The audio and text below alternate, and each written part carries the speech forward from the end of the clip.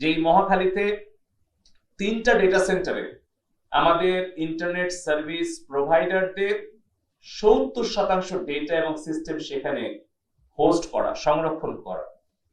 আমাদের 34টা international internet gateway, প্রায় 18টি আইআইজির system এবং ডেটা সেখানে ওই 3টা ডেটা সেন্টারে হোস্ট করা। ত্রাণ পুনর্বাসন অধিদপ্তরের নিচতলায় পুরোটা পুড়িয়ে দিয়েছে। তার পার্শ্ববর্তী আরেকটা ডেটা সেন্টার সেটি আংশিক পুড়িয়ে দিয়েছে, এবং 3টা ডেটা সেন্টারে যে ইন্টারনেট যে কানেকশন, সেই ফাইবার অপটিক্যাল কেবলগুলো রিডান্ডেন্সি সহ পুড়িয়ে দিয়েছে। আপনারা নিজেরা গিয়ে দেখেছেন, আপনারা সেগুলো ভিডিও প্রচারও করেছেন, যার ফলে আইএসপি 70% সার্ভার সেখানে কিন্তু ডাউন হয়ে গেছে।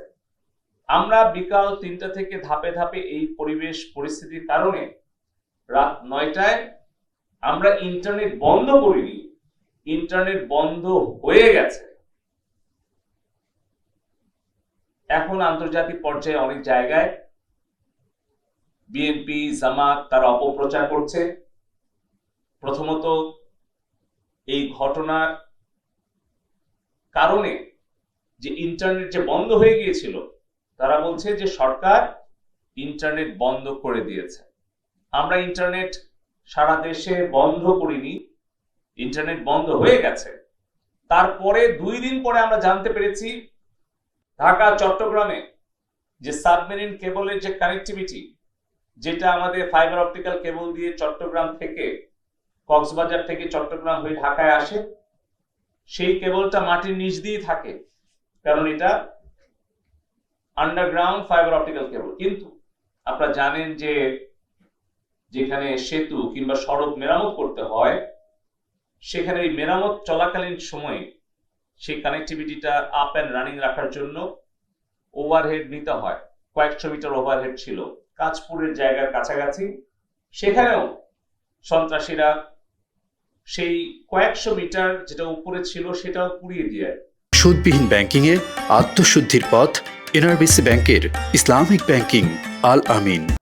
এবং তারপরে সেনাবাহিনীর তত্ত্বাবধানে সেটা আমরা মেরামত কাজ শেষ করি, এবং আমরা 23 তারিখে যখনই আমরা কারিগরিগতভাবে প্রযুক্তিগতভাবে আমরা এই সবগুলো সমাধান করতে পারি, সাথে সাথে আমরা ইন্টারনেটটা ব্রডব্যান্ড কানেক্টিভিটি আমরা উন্মুক্ত করে দিই।